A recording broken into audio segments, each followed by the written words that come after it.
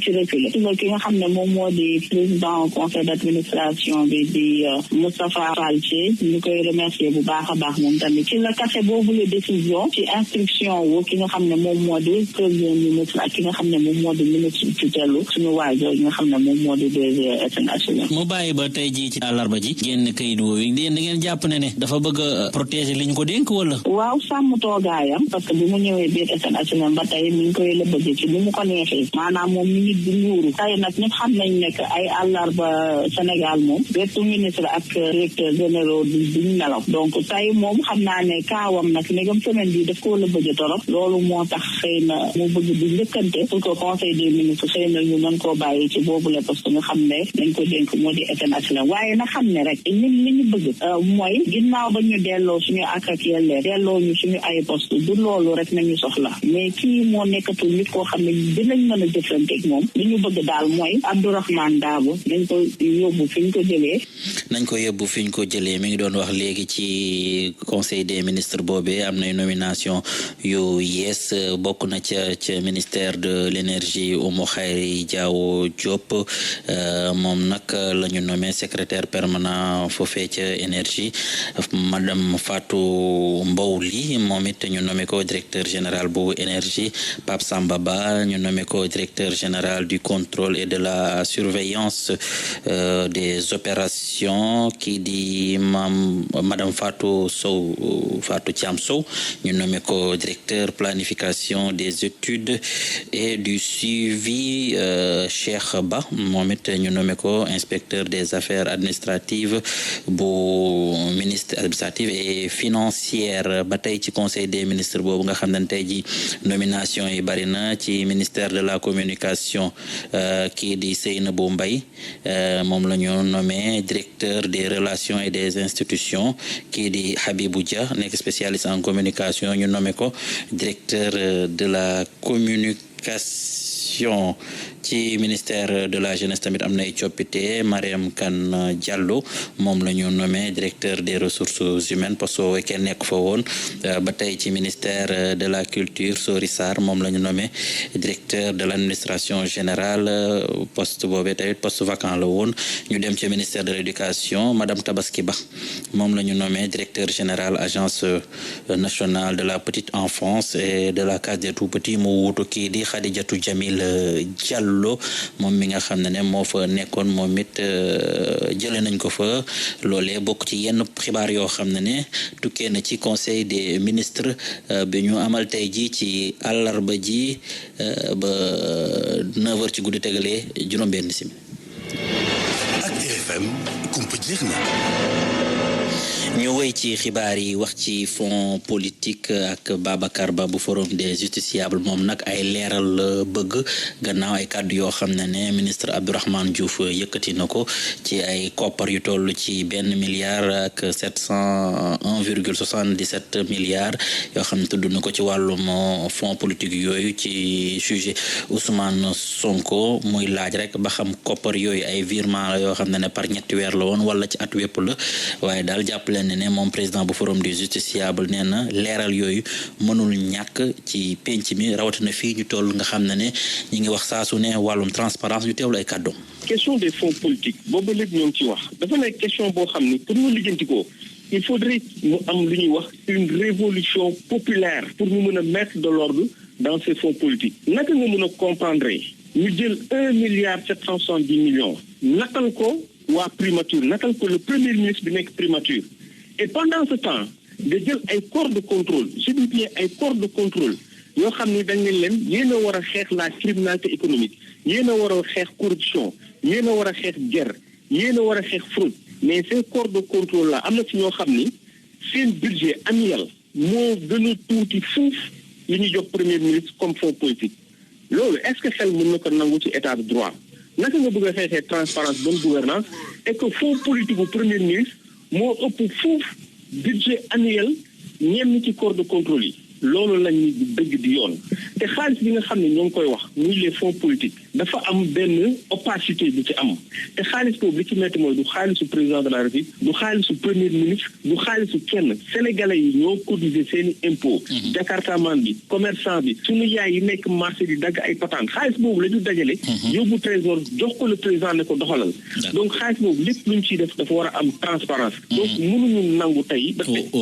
président kenn mënu la wax exactement ñaata la am fonds politique assemblée nationale kenn mënu la wax exactement ñaata la am fonds politique il a fallu que le premier ministre toog wax que ni am na 1,762 milliards nit ñi door ko xam moo tax man ma jàpp ni président war na xoolaat bu baax doxalinam ci fonds politique yi mais également askan bi ñoo war a def benn révolution populaire boo xam ni ñooy exiger à ce que mu am transparence mu am justice sociale par rapport ak gestion wu li nga xam te moom mooy les fonds politiques. Assane Birame ñu wéy ci xibaar yi wax ci wàllum wàccaayu màggal Touba gi fële ca Thiès nag ay doomi aadama yu bëri nag dañoo demoon fële ca gaar wa nga xam ne foofu la train bi di jëleew départ wutali dëkk wu sell wi di Touba ci jamonoy màggal gi muy grand màggal loolu jot naa bàyyum xel ba tax na daal boobu lee gaar mbooloo yu bëri woon na fa lool ñu bëri nag kontaan ci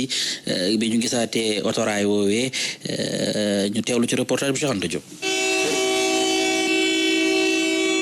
saxaar gi dexi na dugg fii ci gaaru ferroviaire bu Thiès ñi ngi fas yéene dem màggal ji ñi ngi yor seeni saag ak valise mbégte ñeel na leen fii ci gaarub Thiès. train bi macha allah arrangé nañu lool wax dëgg yàlla ndax oto yi fan lay wàcce sori na nga rang-rangi doo gis loo yóbbu doo gis dara ke train bi boo ci wàccee dem fa ngay dal amuñu ci benn problème ñoo ngi sant yàlla bu baax. train bi maa ngi ciy doogaa dugg waaye réccuma ko oto yi lan daan dugg jug 5 heures du matin ba pare fan lay sànni dafa sori taxaat bi moo gën a gaaw moo gën a noppali moo gën a neex doo am benn coono doo ko am macha allah. daanaka ñi dem Touba ñu ci bëri nag doon ñaawlu bii anam bi ñu koy amee mu jafe lool tax na kenn ci responsable Grand Train du Sénégal ak chemin de fer du Sénégal di dalal xelu ñiy wajaase nee nañu de boo gisee ñu def ko ci xarale yu yees yi dafa fekk ne dañoo bëgg aar ñuy wajaase te it indi kaaraange lu jëm ci wàllu njaayam bi. chemin de fer nag ñoom chaque année dinañ jël li nga xam ne moom la ñu am seen moyen jox ko askan wi pour mu mën leen yóbbu Touba ren nag dañoo jël application maanaam ci xarala yu bees yi ñu jaay leen billet boo xam ne da ngay jaar ci sa portable ci internet mën a jënd sa billet dimbali nañu bu baax ndax rang bi mu doon rang ba ci biti nit ñi sonn nga jaar ci xarala yi am sa billet donc rang bi fii du metti. tey ji saxaar gi déqi na jubali Touba yeneen i rotation dina ci topp ba fii ba samedi dinay am ñuy jógee ci gaarub Thiès dugg ci saxaar gi mën a àgg Touba ci màggal gi. RFM Thiès Cheikh Anta Diop. jërëjëf Cheikh Anta Diop mbi woowee di ñu fàttali lu bari ci suñu ko ngoone fële ca Tivaouane ba tey dañuy des ci màggalu ko Touba ji ak fële ca Mbour nag tey jii ci àllarba ji foofee ca gaaru ceer ba bariwul woon nit yu nga xam ne dañoo dem fële ca dëkk bu sell wi di Touba gannaaw ay fan kott moo des sax ci événement bu mag boobee di am la ca ëpp nag ñañ fa fekk la ñu wax ne moom moo ko waral nee nañu ñu bëri dañoo gaafal tukki àllarba moo tax génnuñu demuñu lu bari waaye leneen lu ci gën a am solo mooy njëgi maanaam paas yi ba tey fa mu nekkoon fa la nekk amul genn yokkute goo xam ne nemmeeku nañ ko ci la ko waral mooy dafa am encadrement bu mat sëkk woo xam ne waa garage yi ñoo taxawee noonu Ndemati Dieng. bi ñuy dox wutal si ko Mademba Ngom dafa jàpp ne ay clients yu jëm Touba lañu dawalkatu oto bile nag lenn dong la bëgg jamono jile mooy fexe ba oto bile daal di fees muy xamle nag ni ba tey ci àllarba ji Mbour Touba pass bi junni dong la. actuellement nag ñu ngi ñëw mais pas tellement ñu ngi ñëw par benn xam naa peut-être dem fii ak suba wala ginnaaw suba dina xaw a gën a changé comme tey ni mu mel ndax fi mu toll nii boo xoolee oto yi 11 places moo fi nekk 13 places ak bi 55 places 11 places yi 5000 la ñuy yóbbee mais à péage la ñuy jaar péage bi moo cher gis nga garage bi ni mu mel boo xool oto la mooy doo gis ay nit. amul benn yokk boo xamante ne jéggi na dayoo dinañ ko nangu ci yile paas yile kàddu nag Ali Sey nekk njiital gaaru ceer bu Mbour moom moo ko xamle jiite itam gaaru ceer yi nekk ci département bi yëpp. paas bi la ma daan bañ moom lay bañ ba nëgëni moo tax le matin très bonne heure lay ñëw fii yenn ba wàcc jot ñu dem ñi rien que rek jàppale chauffeur ak pèlerin yi ba ñu yokk paas yi quoi. ñu bari nag jàpp ne tukki àllarba nekkul bi gën waaye nag terewul fii ci gaaru ceeru Mbour ñu daal di fi ñuy teg ay ndaw ñoo xamante ne ñoom ñooy saytu dem bi ak dikk bi diggante client yi ak chauffeur yi ñu ne Mamadou Dieye kenn la ci ñoom. 4h30 ba léegi maa ngi fi pour rek bien kaaraange client yi kaaraange chauffeur si pour dox nekk ci seen diggante comme médiation tey moom àllarba moom bari lu ñuy faral di tukki fajar gi mooy ëpp client bu naajee nii 7 bis départ na fi mini bis yi 4 départ na fi. file nag ci gaaru ceer bu Mbour ndaw ñi fi nekk ñu ngi dox diggante ñaax chauffeur yi waaye itam daal di xool njëg yi nga xamante ne moom la ñu tekk ngir dëmbeeg dikk bi diggante Touba ak Mbour ngir yombal yëf yi képp koo xamante ne da nga bëgg màggal yi te jaaree ko ci bile gaaru ceer. Ndeye Mati Dieng Mbour rajo Futur Média. jërëjëf Ndeye Mati Dieng ba tey ci conseil des ministres boobu ci nomination yi rawatina ci ministère économie finance ak plan jàppale na ne Mamadou Moustapha Dia nekk inspecteur des impôts et des domaines moom la ñu tabb léegi mu nekk directeur des domaines mu wuutu kii di Abdourahmane Ba inspecteur principal des douanes moom la ñu nommé directeur des enquêtes douanières mu wuutu kii di Ndiaga Soumaré xam naa ak tamit Papa Ibrahima Senghor di banquier moom mooy nekk léegi directeur général de la Société nationale de recouvrement mu wuutu kii di Babacar Ndiaye. ñu jeexalee wàllum politique ci pàcc wu njëkk wi ci journal bi ak ñi nga xam ne dañoo bokk ci coalition Diomaye président waaye dañoo mer ba futt ñoom ñooñee di woowee seen bopp ay membre authentique la ñuy ñaawlu mooy nañu leen boddee te ci joxañ baaraamu tuuma kii di Aminata Touré ndax ne nañ moo waral lii yëpp xew ndax dafa jël ñi nga xam ne ñooy door a ñëw jiital leen ci lépp ba tax na boo xoolee nomination yi nee na ñooñ la ñuy gën a nommé ci ay poste de direction maanaam poste de responsabilité kenn ca ñoom di wuyoo Amadou Diop di président coalition ñun ñëpp di allié ci parti kiiraay bu Diomaye président Diomaye ñu teewlu kàddoom.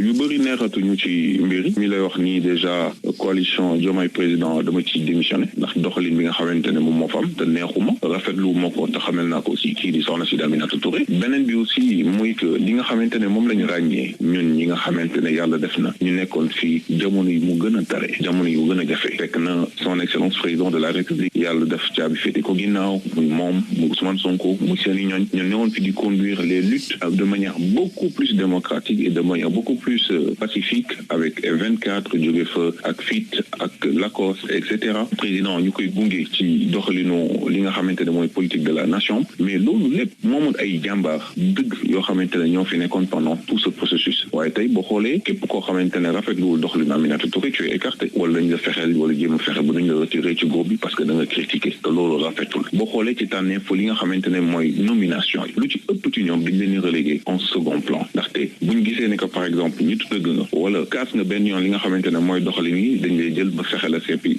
sànni la fale boo xoolee ñi nga xamante ne ñoom lañ tab ñëpp ñu ci ëpp ci ñoom amul kenn koo ci ràññee dëgg ci combat bi ndaxte aussi liñ dul nangu mooy ñun ñu xeex lu ñu xeex ba àgg fii bi nga xamante ne projet bi moo ñu ko jaral ñu jël ay nit ñu jëlee fale kenn xamul fu ñu jógee ñëw teg leen suñu kanam duñ leen nangu loolu nag mu nekkoon xamante ne jamono yi ñuy jaay sénégalais yi programme président de la république dañ doon ñaawlu lépp lu jëm ci transhumance dañ doon ñaawlu si lépp loo xamante ne dafa jëm ci wàllu ñàkk dëggal sa bopp ci kuréel yi tey ñu ñëw di ko gis ci coalition Diomaye ñu koy doxale loolu du loo xamante ne lu ñu rafetlu la looloo tax nag ñun ñu jël suñuy responsabilité nous les membres fondateurs fas yéene incha allah déjà on a adressé une lettre au président de la république xamal ko li nga xamante ne mooy situation bi am au niveau de la coalition Diomaye président waaye tamit parti kiiraay gi nga xamante ne moom lay taxawal aussi ñu koy artu di koy xamal ne ko président jot na kat nga xam réellement ñan ñoo la fi nekkaloon démb waaye fan lañ jëm ak naka la ñuy demee ndaxte liñ doon xeex démb gëmu ne sénégalais danañ nangu tey ñun ñu koy doxal.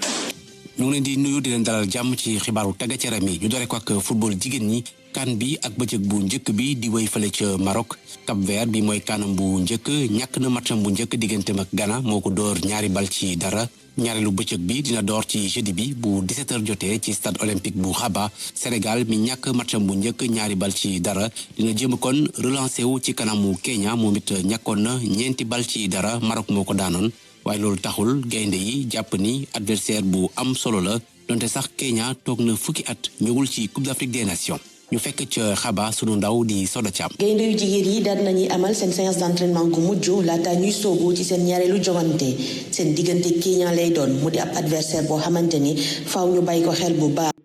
bu ñu sukkandikoo ca kay tàggat gaynde yi seen match nañ seen observation de match donc équipe boo xam ni am na ay qualité individuelle am na ay joueurs yoo xam ni ay talent nañu am na aussi benn collectif am nañu li ñuy wax bloc boo xam ni des joueurs bu agressif boo xam ni mën na défendre. Kenya nag ab équipe la boo xamante ni bëri na ay xale waaye itam yu xarañ loolu waaye bu ñu sukkandikoo ci Ndeye Awa Jaxate moom ak ñooñam wóolu nañ seen bopp te faaw ñu jël seeni responsabilité ci joŋante gile. waaw duñ ne équipe bu bon la équipe bu baax la te seetaan nañ leen mais ñun aussi am nañ équipe te gëm nañ suñu bopp te xam nañ ni mën nañ ko def et dinañ def le tout pour def ko gagner match bi incha allah. waaw franchement état d'esprit bu baax la ñu am parce que xam nañ li ñuy xaar et que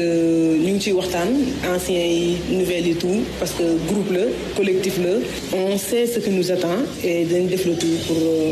am 3 points incha allah. kay tàggat gaynde yu jigéen yi nag di artu ay joueuses am ngir ñu bañ a defaat erreur yi nga xamante ni nemmeeku woon nañ ko ci seen joŋante gu njëkk jàppale nag ni Sénégal ak Kenya bii moo nar a nekk guléet ñuy amal joŋante ci phase finale CAN ñeel jigéen ñi mu ne woon Soda Thiam fii ci Rabat Maroc ngir Radio Futur Média. Soda Thiam Sénégal Kenya bu 17h jotee ci jeudi bi 20h Maroc ak Algérie di ñaari wujju dinañ kon xëccoo place bu njëkk bi ngir qualifier ci quart de finale yi. ñu ñëwaat Sénégal waxtaanee nawetaan yi ak match yi nga xam ni kon ñu ngi wéy ONCAV daal di taxawal ab plateforme digitale ngir gën a wone li muy def su ko defee mu mën a am ay sponsor yi jëfandikoo jumtukaay boobu jot nañ leen dajale ci Ndakaaru ngir tàggat leen ñu déglu Baylo Bass nekk premier vice-président bu ONCAV ci micro Moustapha Fall. dañu commencé woon depuis ñetti at ak dématérialisation ak digitalisation wu nawetaan tey ñu toll ci étape boo xam ni dañu indi plateforme boo xam ni dafay connecté képp ku nekk ci Sénégal wala ku nekk ci àdduna nga mën a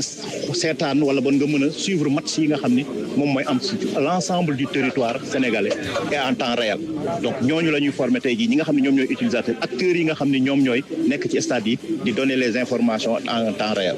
bi ci topp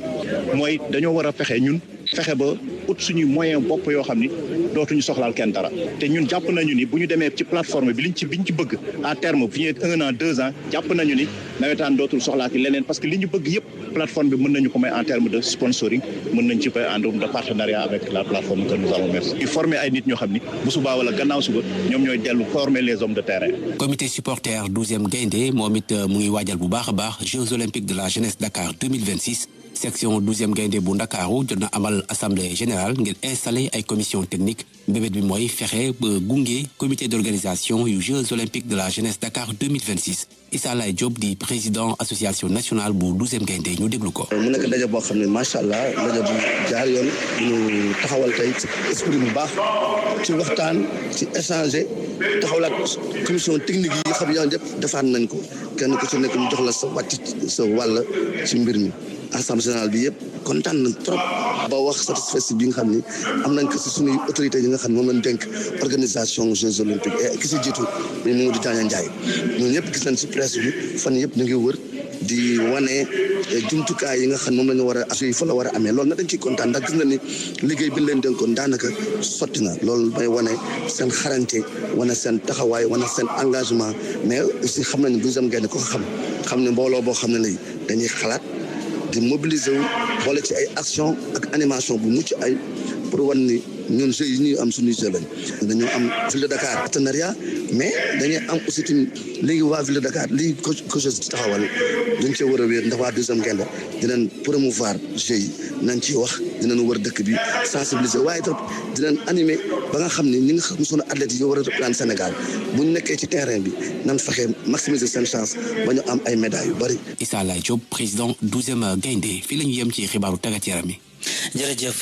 Youssouf Bodian ci xibaaru tàggat yaram yi. ngeen jëf problème chimiothérapie ñu daal di koy nemmeeku Sénégal ñi nga xamante ni ñoom ñoo amee feebaru cancer nekk ci njàqare mu doon nag situation d'urgence médicale bu nga xamante ne yëngal na bu baax a baax yi di secteur santé bu Sénégal bu ñu sukkandikoo ci waa IGFM surtout groupe Futur Média di muy xamal ne ay semaine a ngi nii patient cancer nekk ci situation critique bu nga xamante ne dara waralu ko lu dul rupture bu doy waaru produit bu ñuy duppee capecitabine way feebar yi nag di yuuxu wàllu wàllu bu baax a baax bu ñu sukkandikoo ci site bi lee des ba tey ci wàllu mbirum wér gu yaram dem ba ci Touba ay fan rek des ngir ñu amal magal Touba hôpital Khadim Rassoul ci dëkk bu sell bile dina nag day amal paj bu nga xamante ne gratuit lay doon diggante li ko demee fanweer ak benn ci weeru juillet ba ci ñeenti fan ci weeru août 2026 et puis wax ci tournée bi nga xamante ne kii di jëwriñ bi yore wàllu communication mu ngi koy amal ci kër taskatu xibaar yi ci benn vidéo bi nga xamante ni waa site d'information IGFM ñoom ñoo ko jàllale Bakary Sarr ci étape organe de presse bi di groupe Futur Média kii di Birandou di directeur bi ànd ak El Hadj Assane Gueye di directeur rajo bi ak yeneen agent dalal ko muy visite bu nga xamante ni nag bu ñu sukkandikoo ci ministre bi li ko waral moo di rek daal di xam situation kër gi comme ni ko defee ci yeneen kër yi ko defee rek mu daal di koy permettre mu comprendre décision yi nga xamante ne moom la war a jël ngir gunge kër taskatu xibaar yi ñu sukkandikoo ci ministre bi des ba tey ci wàllu jafe-jafe entreprise yi bii nag di entreprise publique waa société nationale des habitations à loyer modéré daal di kon nooyi bu baax a baax bu ñu sukkandikoo ci waa Sénégal ndaxte nag juróom-ñeenti agent yi nga xamante ne dañ leen dàqoon daal dinañ leen réintégré waat officiellement ñu sukkandikoo ci benn communiqué bi nga xamante ne ay taskatu xibaar yu bari daal dinañ koy tasarewaat waa SNHLM ñu ngi leeral ne décision boobule ñu jël ñoo ngi koy wekk ci instruction yi nga xamante ne seen kilifa gu mag